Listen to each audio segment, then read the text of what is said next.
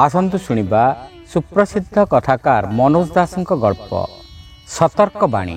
सूर्योदयर बहु पूर्वर झरका दे शेष उज्ज्वल नक्षत्रटी आड़े अनाइथिबा अवसर रे गौरी धाई मुंडकू आसीगला एक चमकप्रद धारणा।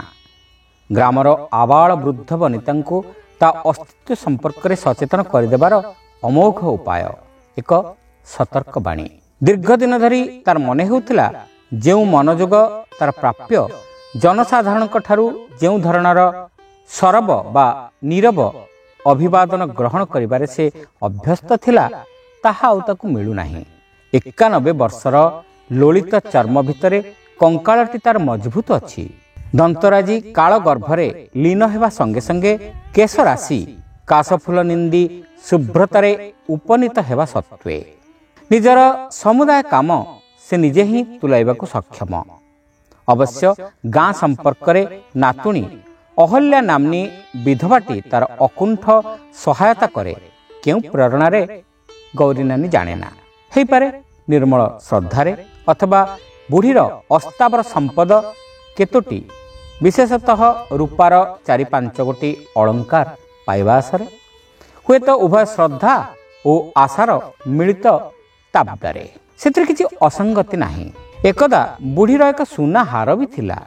जमीदार बोहूर विपज्जनक प्रसवकालीन अवस्था ता जादुस्पर्शरे अपेक्षाकृत सहजरे अतिक्रांत होइतिबा जोगु पुरस्कार भावरे ताहा ताकू मिलिथिला। हतभाग्य पालित पुत्र को गोटे फौजदारी मकदमारू खसाई आनिबाकू जाई ताहा बिक्री करदेबाकू से बाध्य होइथिला। गौरी नानी को निजर इतिहास जेतिकी ज्ञात थिला तदनुसारे 3 वर्ष बयस तार विवाह होइथिला। 5 वर्ष बयस से छेउंड होइथिला। 7 वर्ष बयस विधवा होइथिला। ससुरालय जीवार आवश्यकता पड़ी नाही। जेजेमा थिले धाई तांकोठू से धात्री विद्या आयत्त करिबा परे जाई ताकू जेतेबेले बयस 16 से इहधामरू विदाय नैथिले। केवल जेजेमा को छाड़ी देले बाकी सब चरित्र पिता माता स्वामी से शुणिथिबा अगणन कहानीर मामूली नाम चरित्रठू तापाई अधिक तात्पर्यपूर्ण नथिले।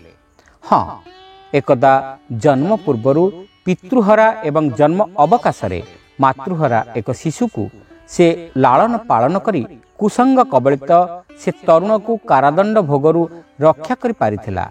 ठीक, किंतु जम कबलरु नुहे। से भी 50 वर्ष तलर कथा। पालित पुत्रर परलोक संगे संगे समाज सहित गौरी धाईर शेष संपर्क छिन्न हेब कौन बरं दृढ़तर होइथिला। असंख्य नवजात शिशुंक बदन रे से देखुथिला से संपर्कर सुंदर प्रतिलिपि। से थिला मातृगर्भ और भूपृष्ठ भितरे सेमानक पई जोगसूत्र। ताहारी करजुगल उपरे सेमाने अवतीर्ण हेउथिले। सेमानक प्रथम क्रंदनर उत्तर देउथिला। सेमानक क्रंदन रे से शुणुथिला एक अबोध किंतु प्रचंड प्रत्ययर घोषणा। सेमानकर सही चरम असहाय अवस्थारे सेमानकु धारण करिबा निमंते रक्षा करिबा निमंते प्रस्तुत थिबा धरित्री और मानवता पाई उद्दिष्ट से प्रत्यय। सेमती से मुहूर्तरे ता निज उत्तर भितरे गौरीधाई शुणुथिला सेमानक पाई विधातार प्रतिश्रुति। प्रतिथर उत्तर दे से पुलकित बोध करिछि। केते घंटा पाई निज भितरे से ध्वनिर स्मृति निजकू गौरियान करी रखिछि। आउ केही अवश्य से अनुभूति हृदयंगम करिवार प्रश्न ही नथिला। एहा परे एक सेही सबु पुलकप्रद क्रंदन और उत्तर रे सजीव रहुथिला तार स्मृति। काहे कहले से माने जेउ शिशु बाबदरे से सुनाहार पाइथिला से जमीदारी जीवा परे अफिम को आश्रा करी बंचिछि। वर्तमान जे एमएलए रूपे सभा समिति रे प्राय भीम रड़ी करिवार से शुणे एवं जे एकाकी कहा सह कथा कहिला बेले भी गोटाए पूरा बजार कथा कहूछि बोली मने हुए। से जन्मग्रहण करी दीर्घ समय ऊँचू न करिबा फलरे निर्जीव अथवा निर्मल बोबा धारणा देई केवल गौरी धाई व्यतिरेके आउ प्राय समस्तंकु कंदाई देइथिला। प्रसूतिर जंत्रणा आरंभ हेबा मात्रे ताकू स्पर्श करी गौरीधाई गोटाए प्रकार शिहरण अनुभव करुथाए। सेथिरु से बारी पारुथाए शुभाशुभ। अवश्य ताहा तार एकांत निजस्व, एकांत गोपनीय अभिज्ञता। 15 वर्ष होला से आउ धाई काम करिना। अहल्या ताठू तालीम नेइथिला, किंतु गाँ पाखरे प्रतिष्ठित होइछि बेस बड़ सरकारी डाक्तरखाना। नर्स माने ता दायित्व नहीं जाइछन्ति। क्रमे गौरीधाई ग्रामर अन्यतम साधारण बासिंदारे परिणत होइछि। तेबे 10 वर्ष तले जेउ दिन ग्रामर विशिष्ट लोकंक अनुरोध क्रमे ता अंते तार पैतृक भिटा खंडिक पार्श्ववर्ती विद्यालय परिसरर अंतर्भुक्त हेबो बोली से लिखिदेला। से दिन अन्य कौनसी उपलक्ष्य अनुष्ठित एक सभारे ताकू बधे दिया जाइथिला। आनंदरे गौरीधाई रातिजाक सोई पार नथिला। परवर्ती एक विनिद्र रजनीर शेष प्रहर से पाइथिला निज प्रति जनसाधारणकर उदासीन भाव बोमा माड़ जोगे भांगी दे पारिबा भली एक स्ट्राटेजीर समस्तंकु चमकाई देबा भली एक सतर्क बाणीर प्रेरणा। सूर्योदयर अव्यवहित पर से बाहरी पड़िला बाड़ी ठुक ठुक करी। प्रथम ताकू हाबुड़िले साहुकार बनबिहारी साहू। भद्रलोक अवश्य अन्यमनस्क भाव में चली जाउथिले, किंतु बुढ़ी रही जिबारु से भी रहीगले ओ ईषदुष्ण कंठरे प्रश्न कले, कि हो आई केमती अछ? बनबिहारी नामटी गौरीधाई ही देइथिला। स्नेह भरे बुढ़ी अनाई रहिला। से दिनर शिशु बनबिहारी आज किंतु संपूर्ण चंदा। लोके कहती से निर्मम शुद्धखोर। बुढ़ी को से सब शुणा सुख लगे नहीं। से जन्माई कौनसी संतान विषय नुहे। प्रथम बोमा तेबे बनबिहारी आगर ही फुटाइबा पड़िबो। पुओ आउ रहिबी नाही। तम मन को छाड़ी एथर से पुर को चलिली। गौरीधाई अपेक्षा कले। साहू पुओ चमकी उठी तीव्र प्रतिवाद करिबो। ना ना आई, तमे सेमती कहि परिबो नाही। आमको छाड़ी जाई परिबो नाही। सूर्य चंद्र पानी पवन गछलता भली तमे गौरीधाई आम धरित्रीर अभिभावक विशेष।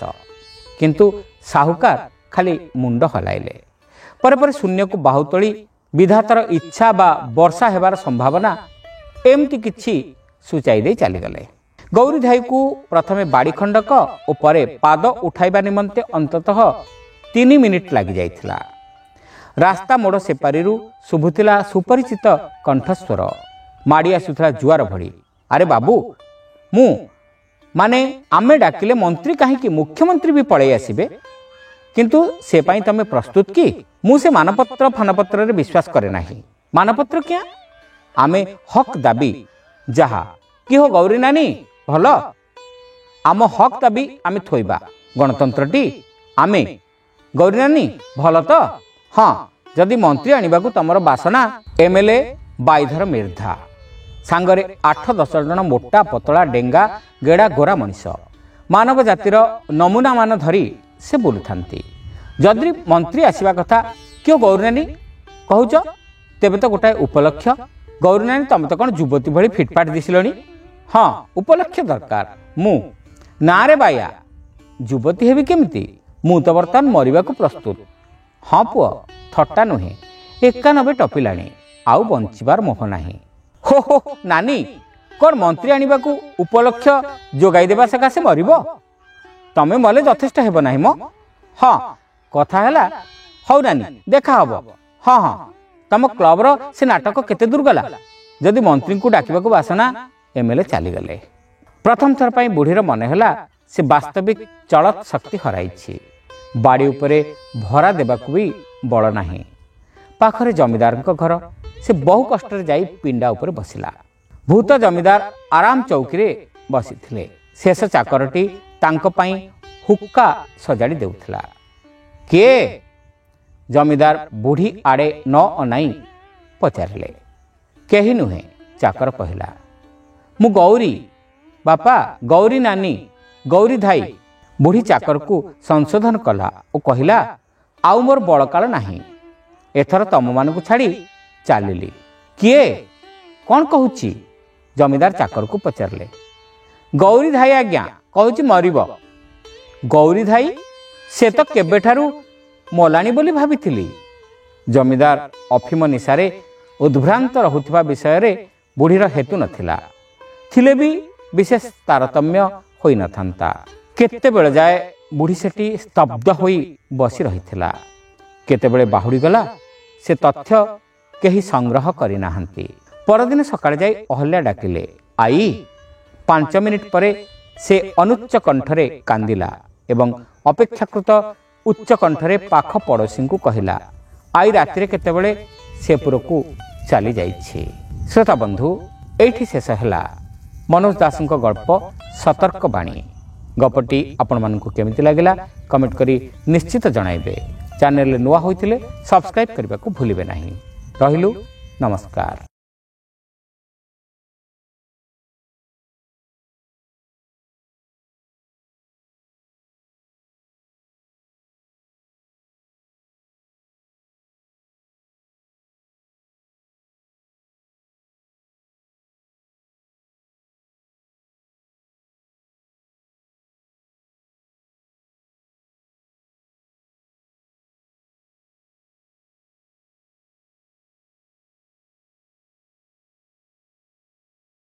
ଗଳ୍ପ ସତର୍କବାଣୀ ରଚନା ମନୋଜ ଦାସ।